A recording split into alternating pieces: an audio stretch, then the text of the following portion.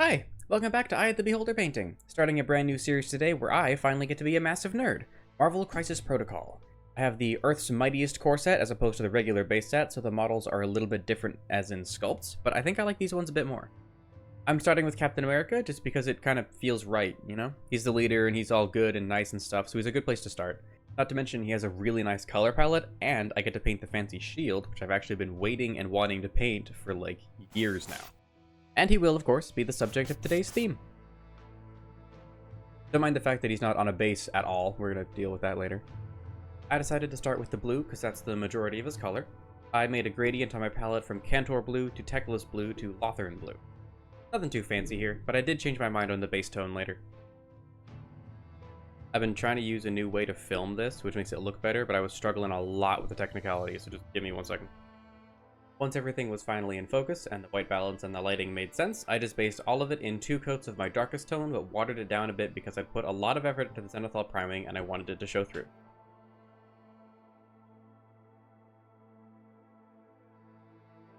Then I realized I didn't like the blue and I just changed it. Made a darker mix of Cantor Blue and Naggaroth Night and then based him in that. I did this for 2 reasons. 1, because the Cantor Blue wasn't dark enough for the kind of contrast I wanted to get with the model, and 2, because Naggaroth Night is a purple tone, which will help tie together the blue and the red portions of the suit, since purple is a mid-tone between them. Also, don't mind the Warhammer base I put him on. When I first assembled the models, I was like, what? Where'd all the bases? Why didn't they come with any bases? And then I looked like 4% harder, and I found them immediately, so I changed them to an official base later on. Now, with my camera's white balance thoroughly shifted, I realized that painting his face before the blue is a way better idea, so I did that. I based it in Bugman's Glow and Cadian Flesh Tone before highlighting with more Flesh Tone and also with Flayed One's Flesh. Lots of flesh going on here. I wanted to put a lot of effort into these models, so I tried to make the transitions as smooth as I possibly could.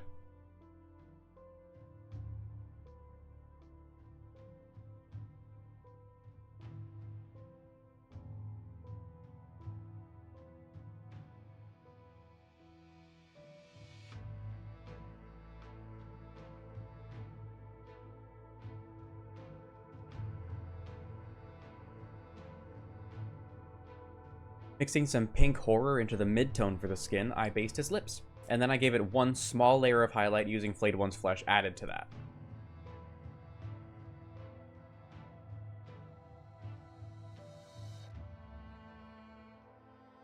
For his eyes, I just based them in white and dotted the black pupils like normal.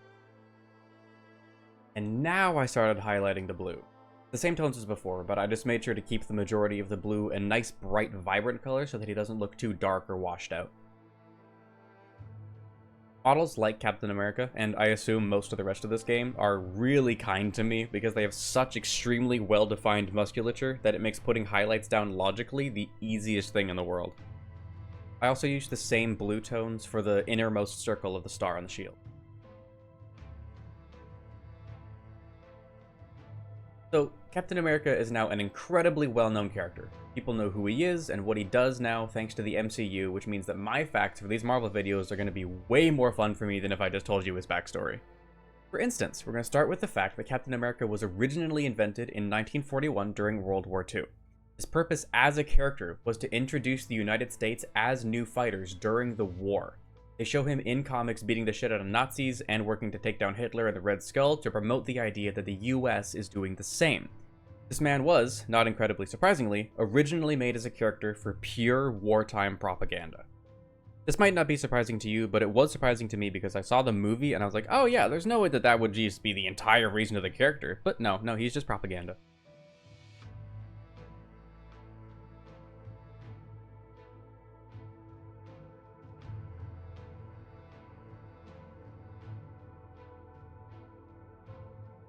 This is just me putting on my brightest blue highlight tone.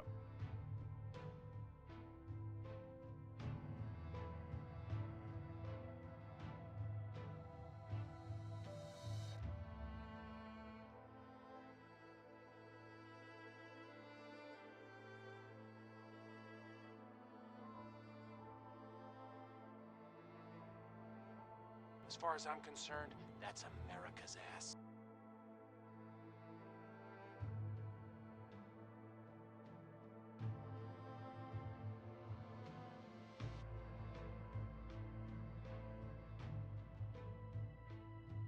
After looking at the official art for Crisis Protocol, I realized that the sides of his torso were actually a small section of black instead of blue. It was a really easy fix though, I just based it in pure black and highlighted vaguely with Eshin Gray, but not so much as to make it look gray instead of black.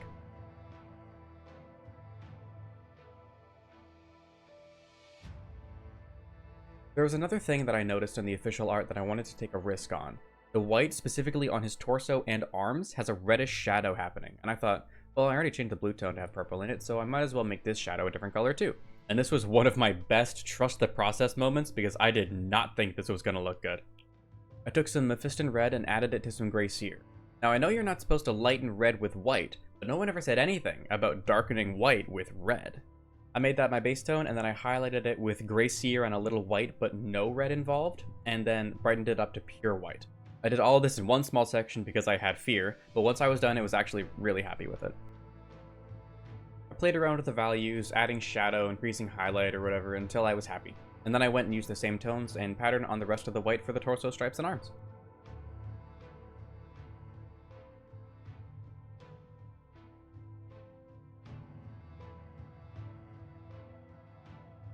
Building off of my previous point that Captain America is just pro-war propaganda, he actually played a big part in the public's view of the war, and if and when they should join it.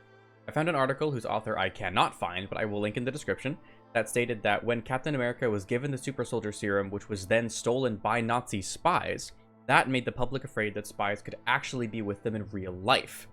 And this built a lot of fear, but having Captain America as their figurehead made them believe that, as Americans, they are the heroes that can enter the war and help save people and the world, just like Steve Rogers. The US entered the war 9 months after Captain America first debuted, so I guess it did work pretty well.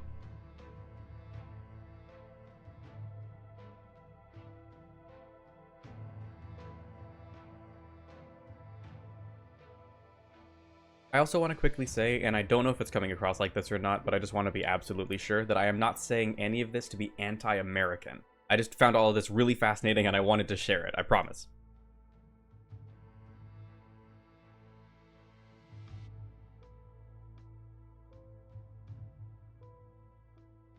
For the white on the star and the stuff on his mask, I only used a base of gray sear and then highlighted it up to pure titanium white.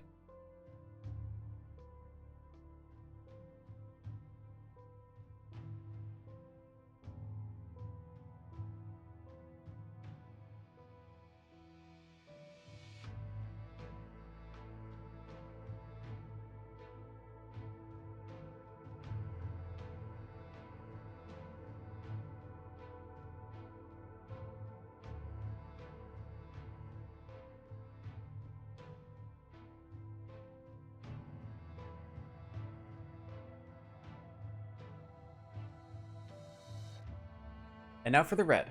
I based it in corn red up to Mephiston red like I always do because I have no variety or uniqueness in my techniques, but this time I used Wild Rider red as my highlight, so take that can be interesting. What's that? Oh, is that a star on his back that I didn't see until I was already halfway through painting the red? Cool, no worries. Not like I cleaned up my palette and no longer had the same tones I had before, so I had to mix all my highlights again just for this one tiny piece. That sure would suck if I had to do that.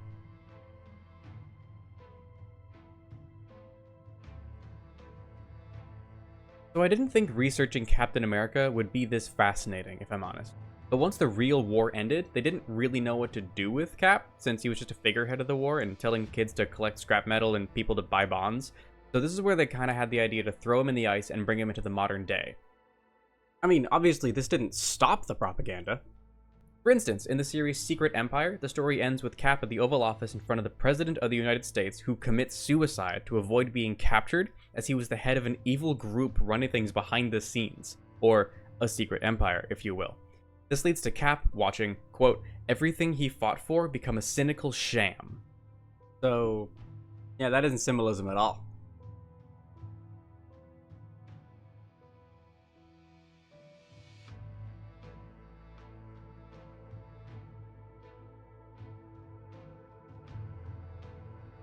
Okay, I wanted to do his shield last, just because I am that way, so I threw down some Rhine Oxide for the belt. The mid-tone had some Mornfang Brown in it for warmth, and then the rest was highlighted with Baneblade Brown for not warmth.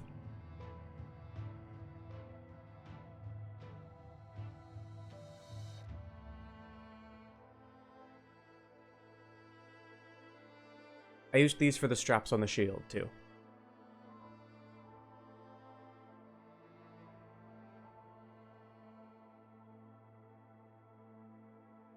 And speaking of the shield, the inside of it was just a dark mix of black and Iron Hand steel.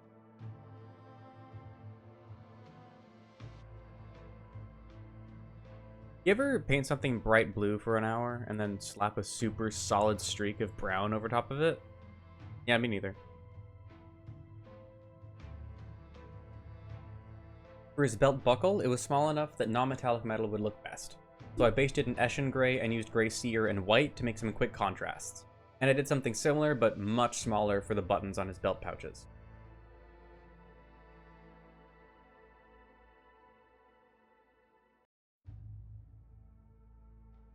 And now it is finally shield time.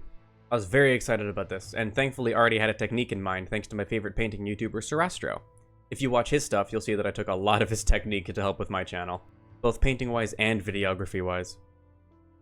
But as for the technique itself, I started by blocking in the areas of highlight. I used a way too dark gray as my base tone that I eventually changed, and then I put in some random shapes of my next highlight. With a circular shape like the shield, you want all the highlight tones to be making a perfect line from the center of the shield to the edge. So I kind of made a few random parallelograms in varying sizes, and that was my map. I also went a little extra on the star, but I'll talk about that later. Basically, my technique was this. Start with a base tone, put in mid-tone shapes, make those shapes get brighter all the way to pure white right in the middle, and then wet blend it all together. With the white, I definitely started way too dark because I thought that contrast would work. But I forgot that I still wanted the stripe to seem like it was white and not gray, so I eventually brightened it up.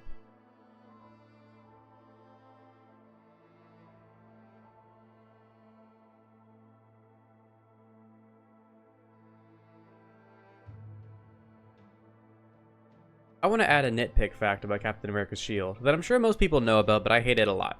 Shield is made out of vibranium, which canonically absorbs kinetic energy, so it can take a lot of hits and be perfectly fine. But if you throw something that absorbs kinetic energy, as soon as it hits anything, it will stop dead and fall to the ground. It will not bounce off in any way. I'm not even getting started on the impossible angles he throws this thing to always come back to him, but that's fine. But the vibranium thing really gets me.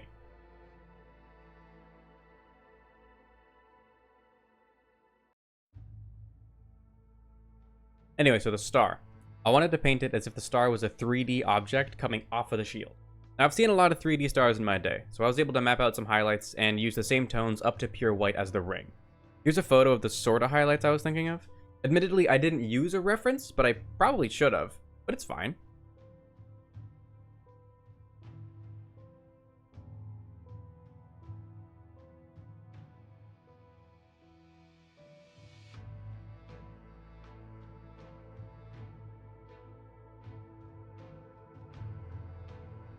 I'm gonna be honest, I think I made the red stripe on the shield a bit too anticlimactic.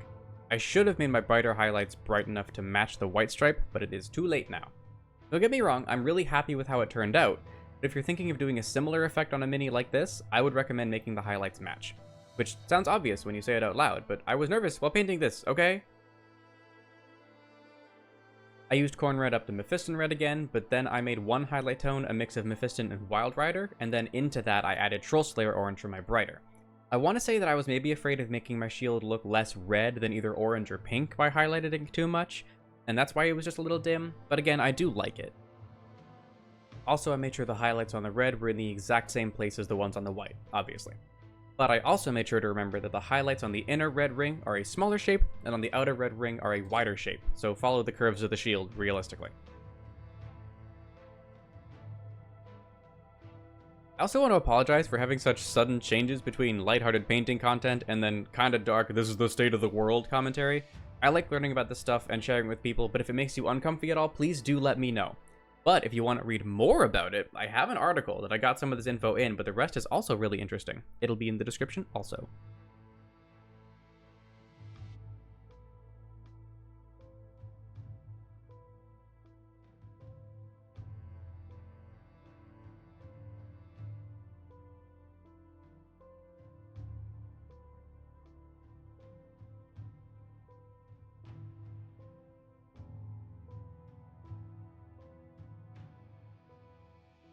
Once I was finally happy with the shield, I thinned down some pure black and lined the areas between the stripe on the torso, the lining on his pant legs, the rings on the shield, and anywhere else it looks like it needed tidying.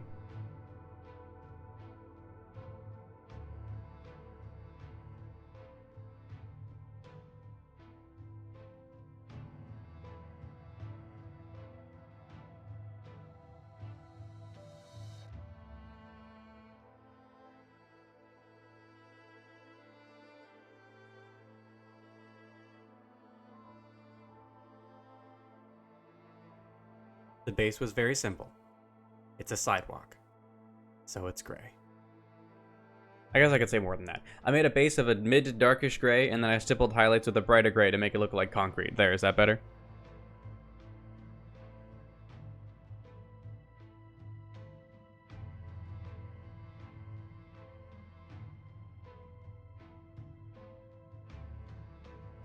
Oh, and the grate on the ground, I made like a bronzish color, because silver would have looked too similar to the concrete for me.